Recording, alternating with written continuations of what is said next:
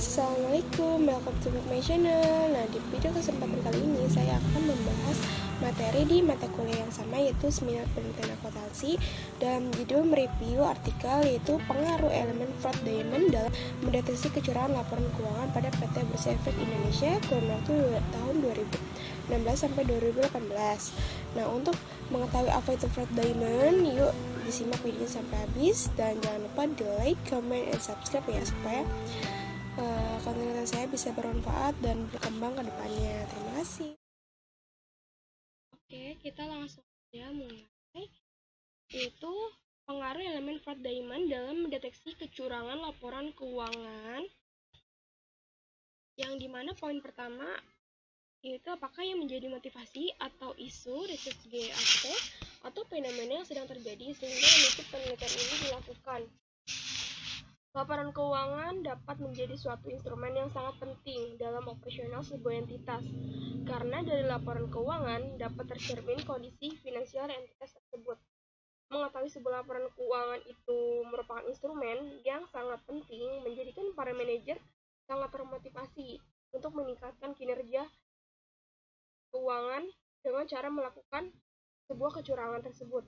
Dengan begitu dapat menarik sekali para investor untuk menanamkan sahamnya di perusahaannya tersebut. Dalam SGAP, yaitu penelitian dilakukan oleh Anissa et al. 2016 menyatakan bahwa financial stability memiliki pengaruh positif terhadap fraudulent financial statement. Berbeda dengan hasil penelitian yang dilakukan oleh Francis, Sari, Buyas, Sireje, dan Sipil 2000 yang menunjukkan bahwa financial stability tidak memiliki pengaruh terhadap financial statement fraud. Variable external pressure yang diteliti oleh Indarto dan Gojal 2016 memiliki pengaruh positif terhadap fraudulent financial reporting, namun berbeda dengan penelitian yang dilakukan oleh Anissa et al. 2016 yang menyatakan bahwa variable external pressure tidak berpengaruh fraudulent financial statement. Variable financial target yang diteliti oleh Reganis et al. 2019 menunjukkan pengaruh positif terhadap financial statement fraud ini, namun beda hanya lagi penelitian dilakukan oleh Indarto dan Gojali di 2016. Dia menyatakan bahwa financial target tidak memiliki pengaruh terhadap fraudulent financial reporting. Jadi, yang ketiga itu fenomena. Secara umum, kecurangan akan selalu terjadi jika tidak ada pencegahan dan pendeteksian. Salah satu penyebab terjadinya kecurangan fraud yaitu adanya kelemahan pada pengendalian internal. Nah, dalam kasus artikel ini tidak ada kritik untuk poin ini karena penulis sudah cukup jelas menjelaskan motivasi atau isu penelitian research GAP dan fenomena dengan sebaik mungkin.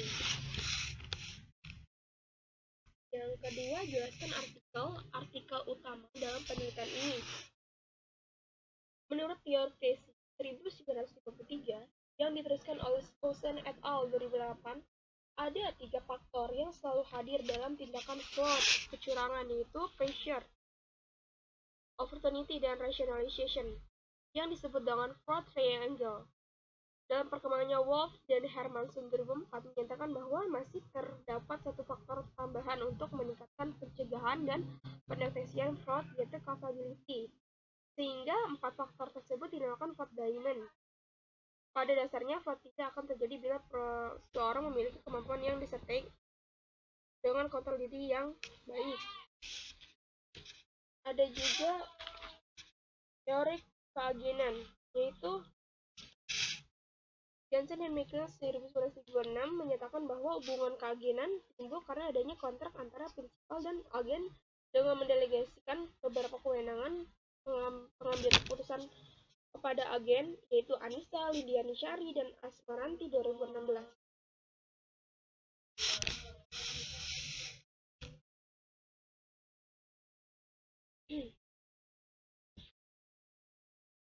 Ada juga teori fraud triangle. Konsep fraud triangle ini digunakan secara luas dalam praktik akuntan publik pada Statement of Auditing Standard SAS nomor 99, Consideration of Fraud in Financial Statement Audit yang menggantikan SAS nomor 8248 Konsep ini bertumbuh pada riset jurnal Casey 1953.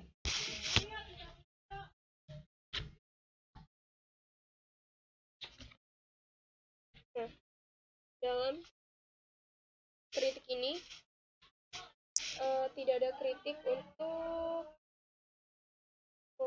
poin ini karena sudah cukup menjelaskan artikel-artikelnya karena saling mencakup ini, apalagi dengan fraud triangle ini, yaitu berkesinambungan.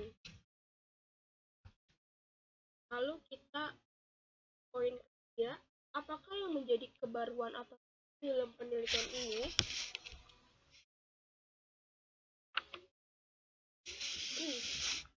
Jadi, faktor kemampuan ini dapat digunakan untuk menilai risiko fraud karena posisi seseorang dalam sebuah organisasi dapat memberikan kemampuan dalam memanfaatkan kesempatan untuk melakukan sebuah penipuan. Orang yang tepat dengan kemampuan yang tepat akan cukup cerdas untuk memanfaatkan kelemahan pengendalian internal, fungsi, akses, wewenang untuk keuntungannya. Orang yang tepat akan memiliki ego yang kuat serta keyakinan bahwa dia tidak akan terdeteksi melakukan sebuah kecurangan. Ujar Wolf and Hermansen 2004. Dalam Shelton 2014 menyatakan bahwa pressure sebagai motivasi seseorang untuk melakukan sebuah penipuan. Biasanya karena beban keuangan.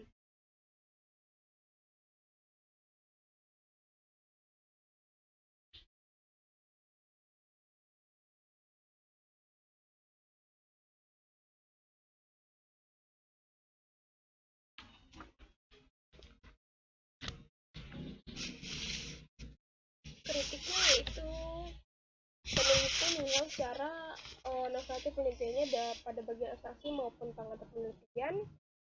Novelty pun tersirat secara implicit di bagian kesimpulan penelitian ini dan menjelaskan secara detail novelty penelitian di awal bagian abstraksi ataupun pengantar penelitian. Novelty yang disajikan di atas merupakan hasil penelaahan yang sangat direviewkan di bagian kesimpulan cukup singkat, padat, dan jelas. Langsung saja ke poin keempat. Apa research question dalam perumusan masalah dari penelitian tersebut?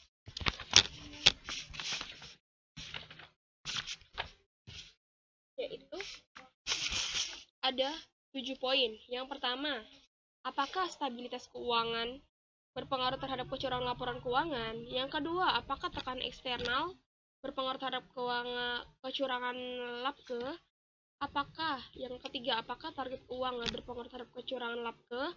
Keempat, apakah kondisi industri berpengaruh terhadap kecurangan laporan labke? Yang kelima, apakah ineffective monitoring berpengaruh terhadap kecurangan labke? Keenam, apakah opini audit berpengaruh terhadap kecurangan labke? Yang terakhir, ketujuh, apakah pergantian direksi berpengaruh terhadap kecurangan labke?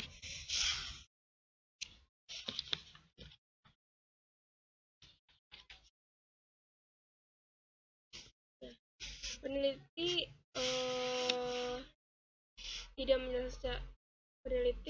sudah menjelaskan secara jelas masalahnya dan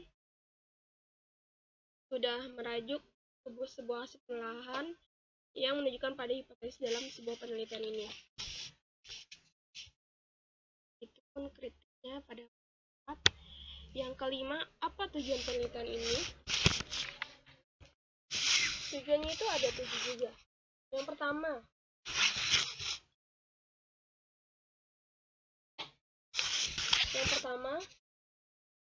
untuk mengetahui pengaruh stabilitas keuangan terhadap kecurangan labke. Untuk mengetahui laporan pengaruh tekanan eksternal terhadap kecurangan laporan keuangan. Yang ketiga, untuk mengetahui target keuangan terhadap kecurangan labke. Yang keempat, untuk mengetahui kondisi industri terhadap kecurangan labke. Yang kelima, untuk mengetahui ineffective monitoring terhadap kecurangan labke juga. Yang keenam, untuk mengetahui opini audit terhadap kecurangan labke. Dan ketujuh, untuk mengetahui pergantian direksi terhadap lab ke kritik dan saran, yaitu tidak ada kritik, namun sudah jelas tujuan penelitian hipotesis dibuat dalam bagian yang sudah terpisah. Selain itu bahasanya juga sangat rasional dan untuk diimprovisasi reviewer. Lanjut ke 6. Apakah kontribusi dari penelitian ini? Nah, dalam studi fokus yang telah menjelaskan hubungan antara kecerdasan emosional dan kecerdasan spiritual manajer perusahaan yang tertera dalam konsep Four Triangle, saat ini digunakan secara luas dalam praktik akuntan publik yang mempunyai 3 sifat umum, yaitu tekanan atau pressure yang dikarenakan ada kebutuhan sebuah masalah finansial, tapi banyak juga yang hanya terdorong oleh keserakahannya tersebut. Ada juga kesempatan opportunity, yaitu kesempatan dalam peluang yang memungkinkan terjadinya kecurangan. Ada 2 faktor, yaitu pengendalian internal yang lemah dalam tata kelola organisasinya, dan ada pun juga sebuah kesempatan yang memonitoring orang dalam perusahaan tersebut. Ada juga rasionalisasi, yaitu karena seorang mencari pembenaran atas aktivitasnya yang mengandung sebuah kecurangan tersebut. Ya, kini pelaku meyakini bahwa tindakan dilakukannya bukan merupakan sebuah kecurangan, tetapi merupakan sebuah haknya. Nah, itu juga dalam Fourth Diamond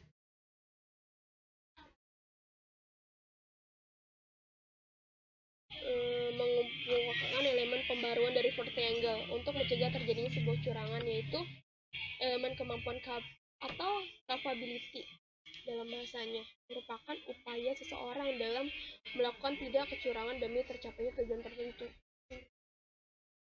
Dan ada juga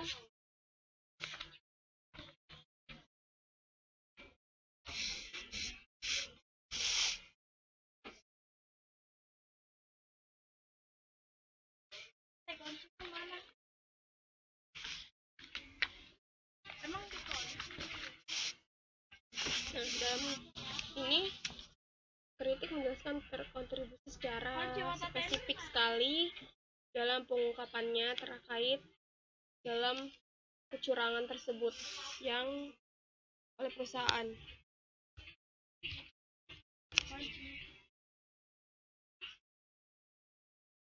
Apakah grand theory yang digunakan dalam teori penelitian ini?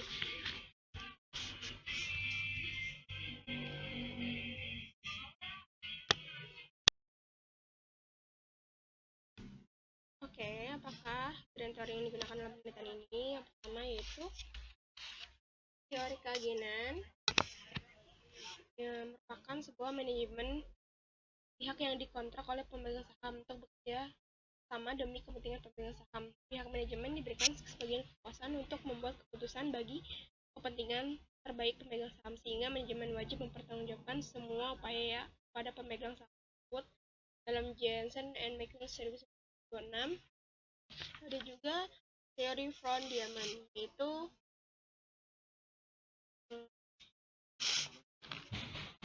bentuk penyempurnaan dari teori Fourth Triangle oleh Kershner, yang merupakan sebuah satu elemen yang ditambahkan pada Fourth Diamond, yaitu elemen kemampuan atau capability.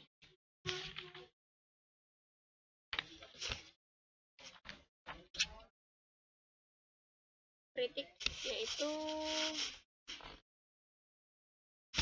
kritiknya yaitu peneliti sudah menjelaskan berarti itu teori agensinya, sedangkan teori Von dan Diamond itu penambahnya aja. Jadi sudah tertata jelas yang sudah dijelaskan dalam siklus penelitian tersebut. Lanjut ke poin ke-8, jelaskan keterkaitan dengan teori yang dilakukan, yaitu dalam mendefinisikan kecurangan laporan keuangan sebagai kecurangan dilakukan oleh manajemen dalam bentuk salah saji materi laporan keuangan yang merugikan investor dan kreditor. Dalam artikel Yasriani dan Rahayu 2016, kecurangan laporan keuangan bertujuan untuk mengelabui investor dan kreditor dilakukan dengan cara meninggikan nilai aset dan pengakuan pendapatan, serta sebaliknya merendahkan nilai liabilitas dan pembebanan biaya operasional dan biaya produksi. Dari teori keagenannya,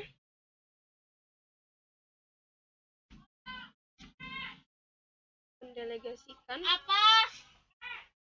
beberapa wewenang pengambilan keputusan kepada agen, yaitu Anissa Lindiani Syari dan Asmanati 2016.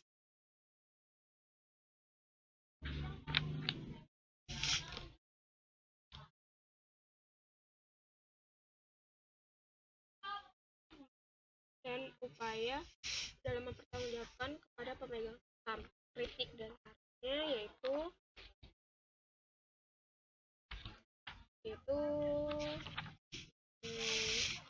peneliti sudah menjelaskan grand teori yang secara eksplisit, dan penjelasan tersebut sudah hasil dari penelaahan oleh reviewer. Kita langsung lanjut ke poin 9. Berikut adalah untuk membuat gambar praktik konsepual, yaitu dalam kecurangan laporan ada financial stability, external pressure, financial target, nature of industry, yang ke X5 ineffective monitoring, yang X6 opini audit, dan X7 pergantian direksi. Nah, di sini dijelaskan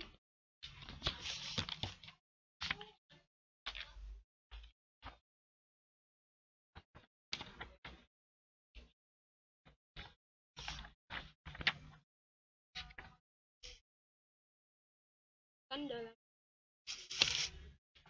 A1-7. A1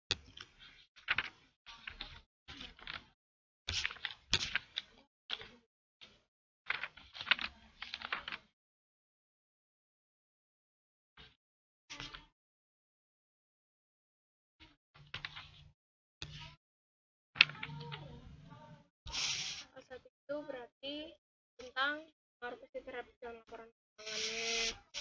Yang H2-nya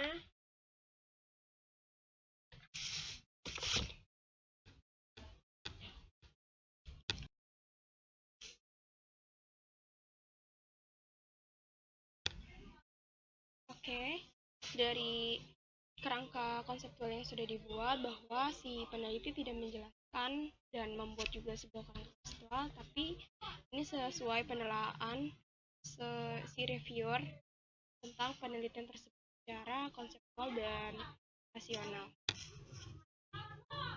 Lanjut ke 10, apakah hipotesis penelitiannya? Yaitu sampai pertama H1, yaitu financial stability berpengaruh positif terhadap kecurangan laporan keuangan. Yang H2, external pressure berpengaruh positif terhadap kecurangan laporan keuangan. H3, financial target berpengaruh positif terhadap kecurangan laporan keuangan. Dan H4, nature of industry berpengaruh positif terhadap kecurangan laporan keuangan.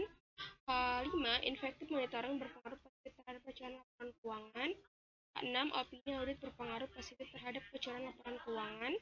H7, terakhir, pergantian direksi berpengaruh positif terhadap kecurangan laporan keuangan.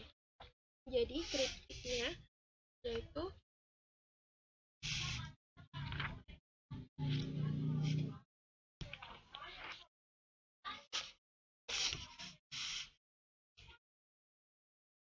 ya, secara hipotesis sudah bisa ditangkap mungkin oleh si penelaah reviewer dengan apa yang sudah dijelaskan dari Hasan sampai H7 itu. Jadi secara konseptual sebuah fraud ini mungkin kurang bisa dipahami, namun kita bisa menelaahnya secara sesama berdasarkan cara penelitian yang digunakan.